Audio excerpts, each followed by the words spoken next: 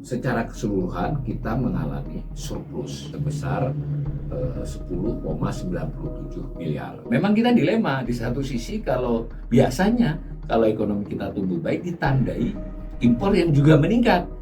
Tetapi jika benar-benar ekonomi itu membaiknya signifikan, impor yang meningkat itu diimbangi dengan ekspor yang meningkat sehingga tetap surplus. Kondisi yang ingin dihindari itu kan impornya turun, tapi ekspor turun lebih cepat, dan itu mulai terjadi beberapa bulan ini dan dimulai tahun 2020. Kita terhadap India, nah ini jarang kadang menjadi perhatian publik. Sebenarnya kita dengan India itu termasuk negara mitra utama dagang kita. Hanya posisi kita untung sebenarnya. Kita banyak mengekspor ke India. Sudah mulai kita harus perhatikan komoditasnya apa saja, laku ekonomi India sendiri seperti apa. Karena sudah mulai ada suara-suara, kita kalau selalu defisit terhadap Indonesia, kita harus bergaining, melakukan negosiasi.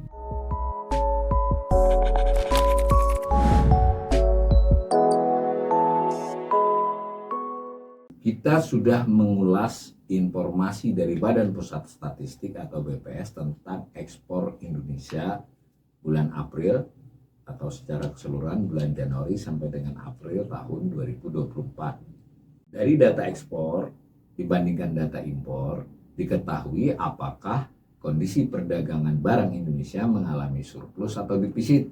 Jika ekspor lebih banyak dari impor itu disebut surplus, dan kalau sebaliknya disebut defisit. Secara keseluruhan kita mengalami surplus ya, sebesar 10,97 miliar, jadi hampir 11 miliar dolar.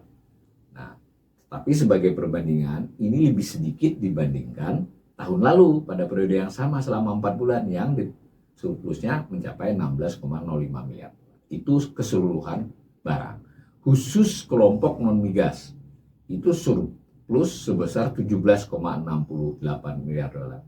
Juga lebih sedikit dari tahun lalu yang 22,06 miliar dolar. Nah, defisit juga dialami oleh perdagangan migas. Jadi migas kita juga mengalami defisit antara ekspor dan impor. Turunnya surplus neraca perdagangan, masih surplus berarti, ini penting ya, bahwa surplus karena ekspor lebih besar dari impor, baik seluruh barang maupun khusus non migas. Nah, kalau migas itu defisit, non migas surplus. Nah, turunnya ini melanjutkan tren penurunan pada tahun 2023. Sebenarnya kita mengalami peningkatan surplus pada tahun 2021 dan 2022, menurun 2023. Nah, secara keseluruhan kalau dihitung bulan itu sebenarnya kita 48 bulan, berarti 4 tahun ya selalu surplus gitu, surplus bulanan ya. Ini termasuk mencetak rekor sejarah. Biasanya kita kalau surplus itu berturut-turut umumnya maksimal 24 bulan, ini 48. Dari sisi itu berita positif. Tetapi nanti kita akan melihat apakah surplus ini akan masih berlanjut dan apakah surplus ini selalu berarti pertanda baik. Karena pada waktu kita bicara impor, itu impor terjadi penurunan, itu tidak pertanda baik, pertanda bisa melemahnya ekonomi. Nah, tetapi dia dari sisi surplus kita masih surplus. Nah, mari kita lihat cara BPS memberi informasi secara infografis. Ini kata BPS. Secara keseluruhan neraca perdagangan dari surplus 16,05 miliar dolar tahun lalu dalam periode Januari sampai April turun menjadi 10,97 miliar. Nah, sedangkan khusus non migas itu mengalami penurunan surplus loh, tapi ya kita jangan salah juga, masih surplus tapi turun. Sedangkan migas itu defisitnya bertambah. Nah, keseluruhannya menciptakan neraca perdagangan kumulatif. Nah, ini nanti informasi kita bahas soal negara, tapi mari kita lihat dulu. Ini cara BPS memberikan informasi kepada publik, memberitahu neraca perdagangan surplus selama 48 bulan. Dan jika para pembelajar ekonomi mengikuti beberapa berita, ini memang merupakan hal yang cukup dibanggakan oleh otoritas selain BPS. Bahwa ini ekonom juga mengulas bahwa ini cukup menggembirakan ya, bahwa kita mengalami surplus selama 48 bulan. Tetapi kita juga nanti akan melihat surplus itu disebabkan oleh apa saja. Nah, salah satunya dari waktu kita kajian ekspor itu memang karena harga-harga komoditas andalan kita. Jadi harga batu bara, harga CPO. Nah, itu yang cukup menopang ya. Sehingga untuk keberlanjutannya tentu memerlukan perhatian yang lebih jeli ya, bahwa ini apakah surplus ini akan masih terus berlanjut di masa mendatang. Nah, ini informasi yang sifatnya tabel. Jadi kita lihat, ini ada informasi bulanan, lalu informasi Januari sampai April, nah seperti ini, dari 16 menjadi 10,96. Anggap aja dari 16 menjadi 11. Masih surplus ya. Kalau kita lihat dalam bentuk tahunan, itu tampak memang selama beberapa tahun terakhir 2020, 21, 22, 23, berarti 4 tahun itu kita mengalami surplus yang cukup tinggi dibandingkan tahun-tahun lampau. Kita malah sempat defisit ya di tahun 2018 dan 2019 ya, mendekati defisit. Ini juga, jadi ini memang sering dibanggakan merupakan prestasi. Tetapi perhatikan juga tahun 2023 ini mengalami penurunan yang lalu ya.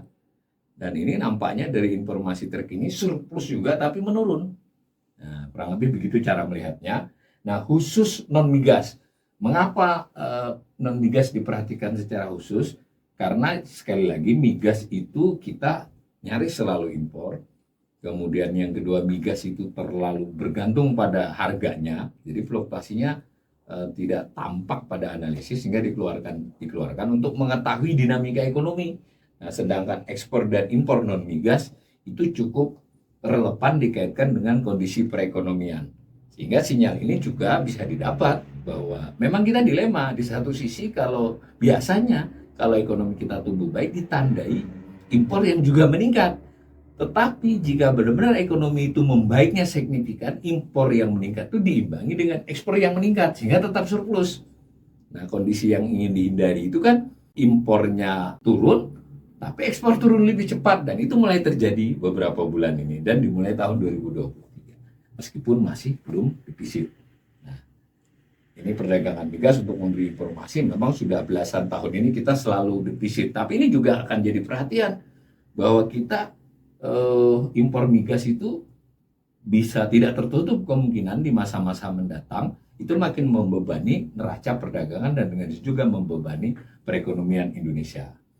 Kalau itu dari sisi komoditas ya, dari sisi nilai, dari sisi asal barang, kita impor itu ekspor impor itu kan terhadap negara-negara tertentu lebih banyak dibandingkan negara lain. Biasanya disebut negara yang memiliki hubungan perdagangan utama dengan Indonesia. Ada yang utama dalam hal ekspor, ada yang utama dalam hal impor, ada yang kedua-duanya. Nah, terkait dengan surplus, misal kita dengan Cina, kita ekspor impor dengan Cina. Nah, maka dilihat kondisi perdagangan kita dengan Cina itu surplus atau defisit, kita banyak mengekspor atau mengimpor. Begitu juga dengan India, kita banyak mengekspor, tapi kita juga impor dengan India, Amerika, Jepang. Nah, informasinya adalah kita terhadap India, nah ini jarang kadang menjadi perhatian publik. Sebenarnya kita dengan India itu termasuk negara mitra utama dagang kita. Hanya posisi kita untung sebenarnya, kita banyak mengekspor ke India. 5,42 miliar surplusnya selama 4 bulan loh ini, 4 bulan yang berjalan. Nah, kalau setahun bisa dibayangkan ya kita bisa surplus sampai 15-20 miliar dolar.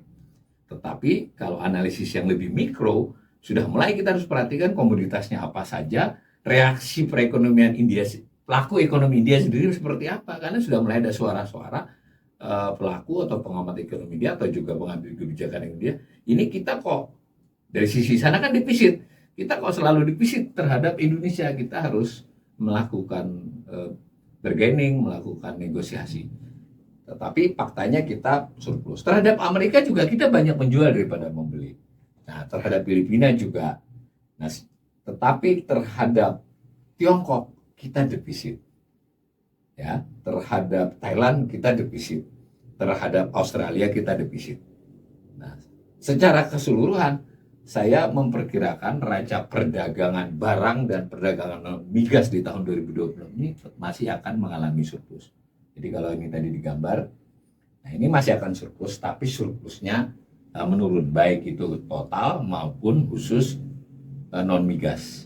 Nah, ini bukan pertanda yang cukup baik, meskipun belum memberi sinyal yang sangat buruk. Tetapi kan kita pembelajar ekonomi akan mencoba melihat, saya ulangi, melihatnya kita nanti dari sisi komoditasnya, dari sisi harga komoditasnya, dari sisi asal negaranya. Sebenarnya idealnya ekspor dan impor kita itu terdiri dari cukup banyak komoditas, sehingga kita tidak bergantung pada satu dua komoditas dan tidak terlalu tergantung kepada volatile harga satu komoditas.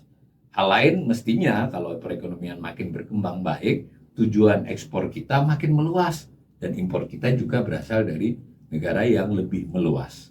Nah, tidak bisa kita pungkiri, ekspor kita yang terbanyak adalah kepada Cina, impor kita yang terbanyak adalah kepada Cina. Karena itu dinamika ekonomi Cina itu sangat berpengaruh terhadap ekonomi Indonesia.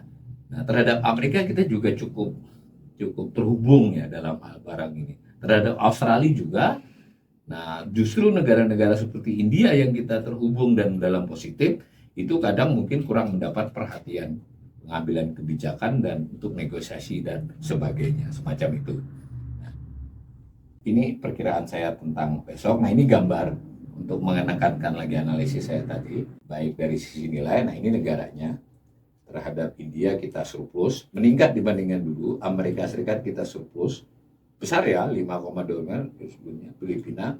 Sedangkan terhadap Cina kita defisit 3,14 miliar. Pada 4 bulan di tahun 2023 kita sempat surplus sedikit, tapi kalau tahunan kita selalu defisit terhadap Cina. Ini bukan soal kita pro atau anti suatu negara, tapi sebagai pembelajar ekonomi kita perlu memahami dan merekomendasikan kebijakan ekonomi yang memperkuat struktur ekspor kita dan mengurangi ketergantungan impor kita terhadap negara-negara tertentu dan terhadap komoditas-komoditas yang mungkin akan menekan perekonomian kita. Begitulah ciri dari kebijakan perdagangan luar negeri suatu negara.